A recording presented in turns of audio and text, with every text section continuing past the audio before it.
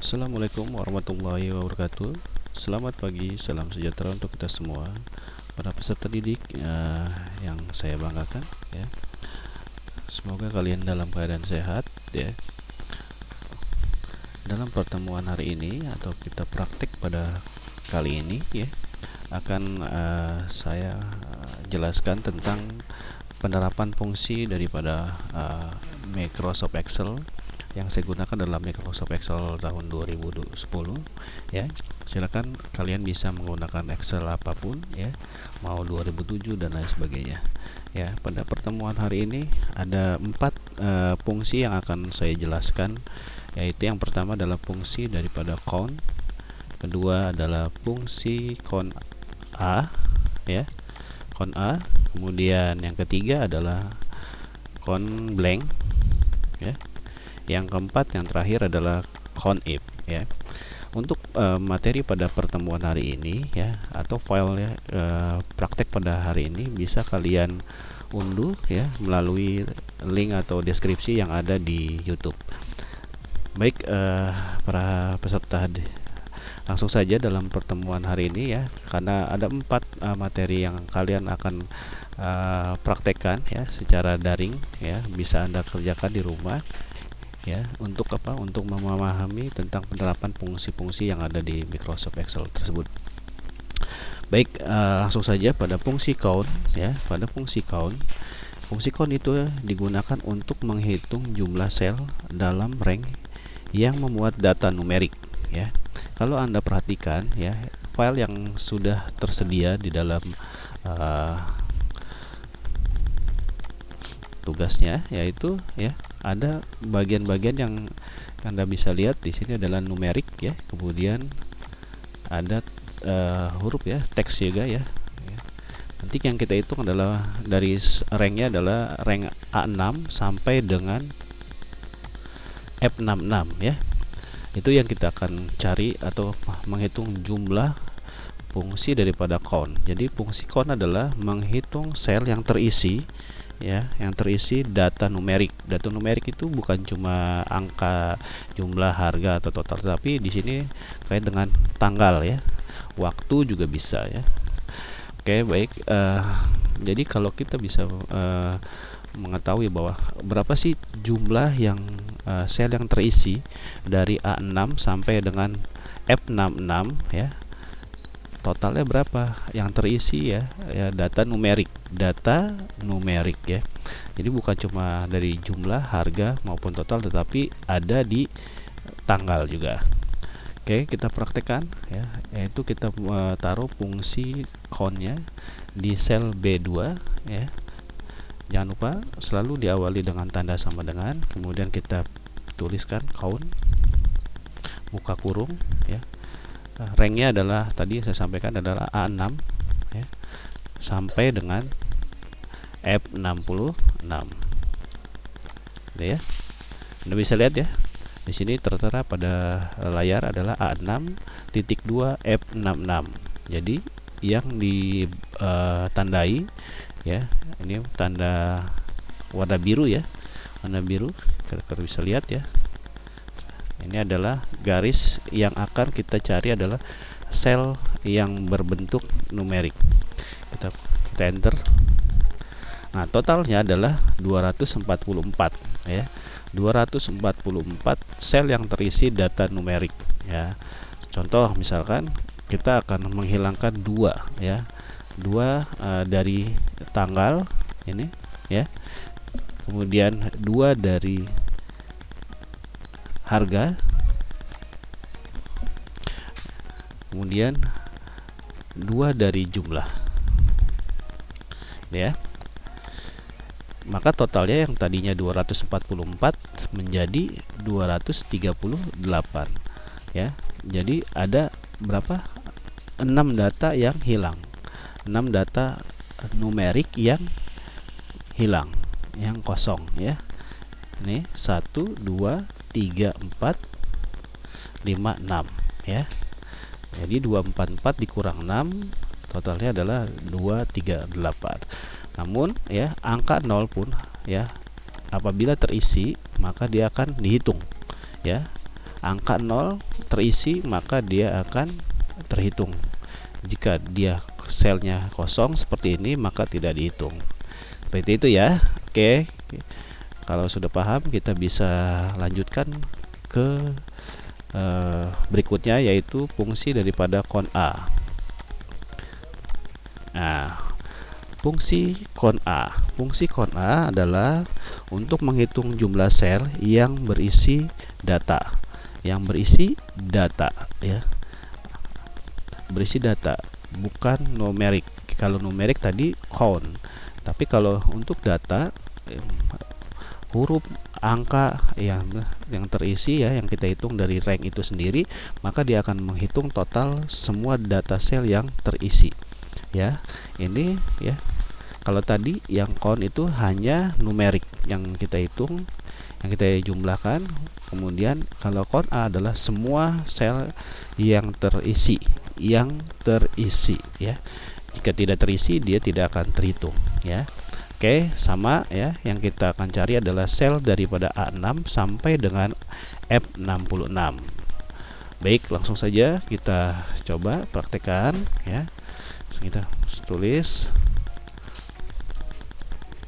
count A, buka kurung, ya, kita pilih selnya A6 sampai dengan F66. Seperti itu, ya. Anda bisa ketikkan di keyboard A6.2 F66, kemudian tutup kurung, kita klik enter, maka total yang terisi, ya, 366, ya. Sedangkan data daripada count, ya, perbedaannya adalah, ya, fungsinya adalah menghitung numerik yang count, ya. Kalau sedang count A ini adalah semua data yang terisi, ya, di rank yang kita hitung, ya. Seperti itu, ya. Nah, contoh misalkan yang tadi totalnya adalah, kalau secara keseluruhan adalah 366, ya. Sedangkan kalau kita coba hilangkan, ya, dari data sales, ya, 3, maka dia akan berkurang 3, ya. Ini data daripada teksnya, huruf, ya, 3. Nah, kemudian yang angka kita coba, ya, 1, 2, 3, dia akan berkurang. Jadi ada 6 data kosong yang tidak terisi di sel yang akan kita cari, maka dia tidak akan terhitung. Seperti itu, ya. Jadi semua data yang terhitung adalah data yang terisi. Seperti itu, sudah paham, ya? Baik, kalau sudah paham, kita lanjut ke berikutnya.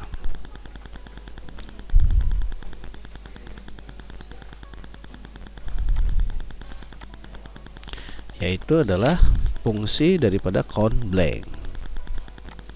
Nah, bisa lihat, ya, di count blank ini adalah apa sih fungsi count blank itu? Count blank adalah untuk menghitung jumlah sel kosong tidak terisi data dalam rank, ya, yang akan kita cari, ya, jumlahnya. Kita hitung jumlahnya. Kalau tadi yang tadi, ya, count A adalah menghitung yang terisi, kalau count blank adalah kebalikan daripada count A, ya. Seperti itu, ya. Jadi kita menghitung jumlah yang tidak terisi di dalam sel yang kita hitung, kita cari, ya. Kita bisa lihat di sini ada data sel yang tidak terisi, ya. Ada banyak, ya. Saya tidak bisa lihat, ya. Ada banyak karena datanya banyak, ya. Maka kita langsung menggunakan daripada fungsi count blank itu sendiri, ya. Oke, kita langsung praktekkan, adalah kita tulis count blank, buka kurung, ya. Kita hitung adalah A6, ya, titik 2 F66, ya. Anda bisa lihat, ya, data yang kita akan cari adalah data yang berwarna biru, ranknya, ya, biru, ya. Itu, ya. Tadi A6 sampai dengan F66. Oke, kalau sudah, kita pastikan, ya, huruf dan tulisannya benar, ya, mau huruf besar mau huruf kecil kita bisa, ya. Kemudian kita selesaikan dengan cara enter. Maka data di dalam rank yang tidak terisi ada 5. 5 sel. Kalau kita ini baru sedikit ya. Nanti kalau seandainya kalian bisa dapat data yang banyak ya, atau dapat kerjaan kita mencari data yang kosong, bagaimana nih? Kalau kita cari satu-satu kan cukup puyeng, cukup bingung ya, banyak sekali sel-sel yang tidak terisi. Nah, bagaimana cara mengetahuinya bahwa sel tersebut ada yang tidak terisi? Nah, kita bisa menggunakan fungsi daripada count blank tersebut. Ya, ada satu ya, kita tandai ya. Ada 2, 3, 4. Satu lagi kita cari. Mana ya? Apa kalian bisa lihat?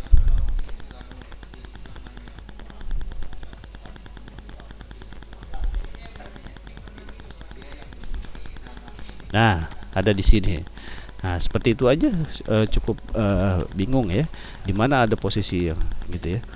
Nah, oke, kita pilih satu-satu, kita coba. Tidak ada. Oke, sini ya. Kita cari lagi, siapa tahu ada. Oke, tidak ada. Oke. Oke. Tidak ada. Oke, satu lagi. Oke. Jadi benar ya. Ini datanya sedikit, hanya 366 sel yang terisi. Jika ada yang ribuan atau ratusan ribu ya, mungkin kalian bisa lebih pusing lagi mencarinya di mana. Nah, fungsi count blank ini adalah membantu kalian untuk mencari data sel yang tidak terisi dalam suatu rank yang akan kita cari. Baik, tadi baru 5 ya, kita coba ya, apakah rumusnya berfungsi atau tidak. Kita coba ya. 1 kita hapus, apakah dia bertambah ya menjadi 6. Kemudian kita coba lagi, satu lagi.